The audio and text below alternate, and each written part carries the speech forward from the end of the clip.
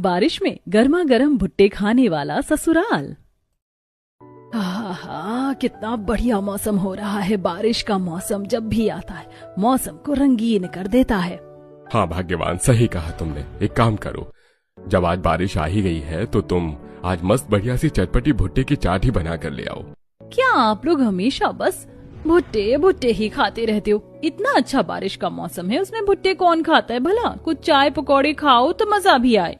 हमें तो बेटा अपने भुट्टों में ही मजा आता है, ये चाय पकौड़े तुम ही खाओ।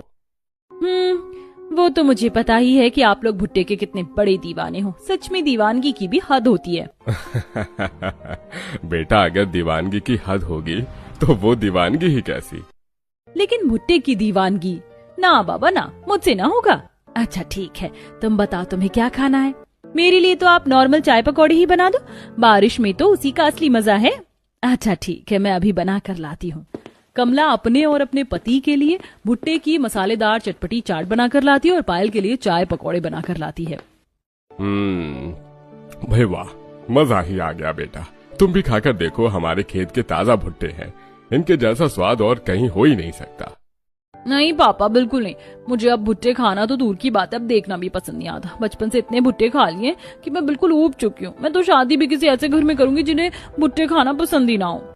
वो तो देखते हैं बेटा, कहाँ ही संजोग बनेगा तुम्हारा।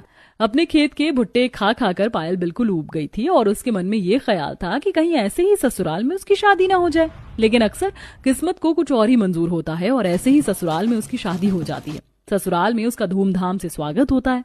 मेरी बहू देखो कितनी सोहनी लग रही है। आइए भाभी, आपके ससुराल में आपका स्वागत है। मेरी सुंदर सी भाभी को किसी की नजर ना लगे। अरे बस करो, अब देवरानी जी को अंदर भी आने दो या बस उन्हें पूरी रात यहीं रखोगे। अब नई नवेली बहू का घर में स्वागत तो हो जाता है, पर अगले दिन बारी आती है बहू रानी की पहली रसोई की। चलो शुक्र है मेरे ससुराल वाली तो ऐसी नहीं है। इनका भुट्टे का इतना बड़ा बिजनेस है और मुझे पूरी रसोई में एक भी भुट्टा नजर नहीं आ रहा। पायल नहीं जानती थी कि अभी तो उसके लिए एक बहुत बड़ा सरप्राइज बाकी है। पायल अपनी पहली रसोई में सबके लिए स्वादिष्ट खाना बनाती है। तुमने तो कमाल कर दिया बहू, बहुत स्वादिष्ट खाना बनाया है। मानना पड़ेगा, मेरी देवरानी मुझसे बड़ी शेफ है। शुक्रिया। कुछ दिन बाद जब बारिश आती है, आहा, आज तो बारिश आ गई, आज फिर से भुट्टा खाएंगे। हाँ बिल्कुल सही कहा। एक काम करो बेटा, आज तुम भुट्टा भून कर ले आओ, उसमें अच्छे से नमक और लाल मिर्च लगा देना और उसके ऊपर नींबू का रस। आहा, फिर तो मजा ही आ जाएगा। क्या इन्हें भी यहाँ बारिश में भुट्टा ही खाना है? अरे मन में क्या सोचने लगी पायल। चलो किचन में भुट्टा भूनने चलते हैं। वैसे तुम्हें भुट्टा नमक नींबू लगा हुआ पसंद है या चटपटी चाट बनाकर खाती हो? नहीं भाभी, मुझे भुट्टा नहीं पसंद। क्यों?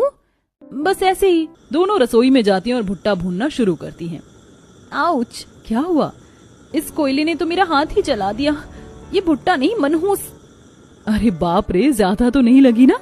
तुम पहले जाओ और जाकर अपने हाथ पर कोलगेट लगा लो। पायल अपने हाथ पर कोलगेट लगाकर वापस किचन में आती है। अब थोड़ी ठंडक लग रही है, आप भुट्टा भून रही हो, तब तक मैं इसका मसाला ही तैयार कर देती हूँ।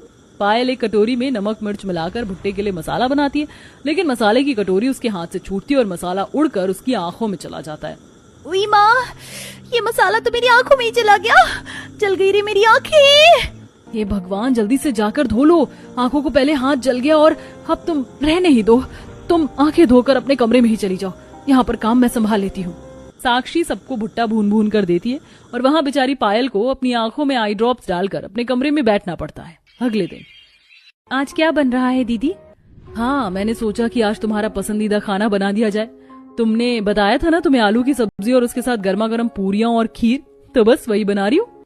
अरे आप तो अकेले खाना क्यों बना रही हो दीदी? आप मुझे बताती तो मैं पहले ही आपकी हेल्प करने आ जाती। अरे नहीं, कल तुम्हारी आंखों में मसाला चला गया था ना, तो इसीलिए मैंने नहीं बोला। तुम आज रेस्ट करो। नहीं दीदी, अब मैं ठीक हूँ, आप सब्जी बना लो, मैं खीर बना लेती हूँ। दोनों मिलकर खाना बनाते हैं और आज पायल अपनी पसंद का खाना खाकर बड़ी खुश हो रही थी। चलो शुक्र है मेरे ससुराल वालों की भुट्टे की दीवानगी तो कम से कम कंट्रोल में है। मैं तो सोच रही थी इनका भुट्टे का खेत है तो रोज रोज ही भुट्टा खाते होंगे। कुछ दिनों बाद जब शाम के समय फिर से बारिश होती है, तब सभी का फिर से भुट्टा खाने का मन होता है। आज नॉर्मल भुट्टा खाने का मन नहीं कर रहा, क्यों ना आज हम मक्की के आटे की रोटी खाएं। वाह भैया, आपने तो मेरे मन की बात छीन ली। मक्के की रोटी और उसके साथ गर्मा गर्म सरसों का साग जिसमें भुट्टे डले हों। आहा हा, क्या स्वाद आएगा। ओ हो। बारिश हो और हम भुट्टा न खाएं, ऐसा तो हो ही नहीं सकता। अरे बस फिर देर किस बात की है, बना लो आज मक्के की रोटी। ठीक है, मैं अभी बहुओं को बोल देती हूँ। सुषमा बहुओं को आवाज लगाती, दोनों बहू वहाँ आती हैं। जी मम्मी जी, कहिए क्या बात है। बेटा बारिश हो रही है तो तुम दोनों आज मक्की की रोटी बना लो। हाँ मम्मी जी, मक्की की रोटी विद सरसों का साग, मजा ही आ जाएगा। हाँ भाभी, लेकिन मेरे लिए मक्की की रोटी के साथ रायता जरूर बना देना, आपको पता है ना मुझे रायता कितना पसंद है। हाँ बिल्कुल, मैं रायते को कैसे भूल सकती हूँ।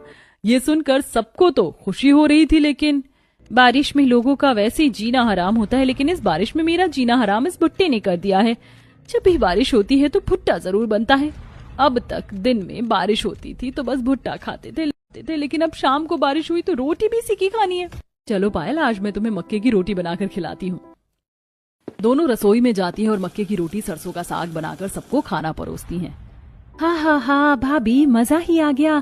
खाकर बारिश हो और उसमें भुट्टा या मक्के की रोटी ना हो तो उस बारिश का मजा कैसा। हाँ बेटा, सही कहा तूने।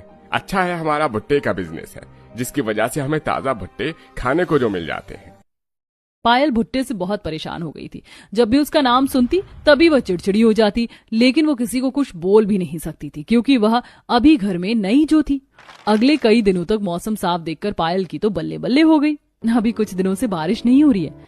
सही है ना दीदी, इसी बहाने हमें कुछ अलग डिश बनाने को मिलेगी। देखो आज मौसम कितना अच्छा है, चलो आज मैं सबके लिए डोसा और वड़ा पाव बनाती हूँ। मैं तो तैयार हूँ। हमारी शेफ देवरानी के हाथ का बना खाना खाकर तो मजा ही आ जाएगा। हाँ भाभी, और मुझे तो वड़ा पाव बहुत पसंद है, तो मैं अभी सभी के लिए बनाती हूँ। पायल बड़ी खुशी से सबके लिए डोसा और वड़ा पाव बनाती है। बहू, खाना तो बहुत स्वाद है, तुझे तो सब बनाना आता है। हाँ मम्मी जी, आप बस एक बार बोलो, मैं कुछ भी बना सकती हूँ, बस एक चीज का नाम मत लेना। किस चीज का? भुट्टा।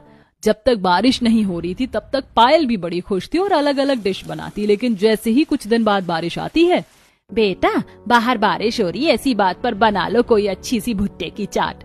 मम्मी जी, बारिश में भुट्टा खाकर आप बोर हो गए होंगे, आज मैं आपके लिए गर्मा गर्म चाय के साथ पकौड़े बनाती हूँ। बारिश में चाय पकौड़े के जैसा कॉम्बिनेशन तो कोई है ही नहीं। वैसे बात तो तुम्हारी भी सही है बेटा, जाओ फिर गर्मा गर्म चाय के साथ भुट्टे के पकौड़े बना लो, और हाँ ऊपर से चाट मसाला जरूर डाल देना। बिना चाट मसाले के पकौड़ों में हमें मजा नहीं आता। हे भगवान, सोचा था चाय पकौड़े बनाऊंगी तो बारिश में कुछ तो अलग खाने को मिलेगा, लेकिन इन लोगों को तो पकौड़े भी भुट्टे के ही खाने हैं। अरे क्या हुआ बहू, क्या सोचने लगी?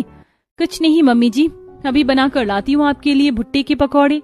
बारिश के मौसम में भुट्टे की डिशेस खा कर पायल अब बुरी तरह से पक चुकी थी, लेकिन वह किसी से कुछ कह भी नहीं सकती थी। इसीलिए पायल कुछ और ही तरकीब सोचती है। एक दिन, अरे यार, आज फिर से बारिश आ गई।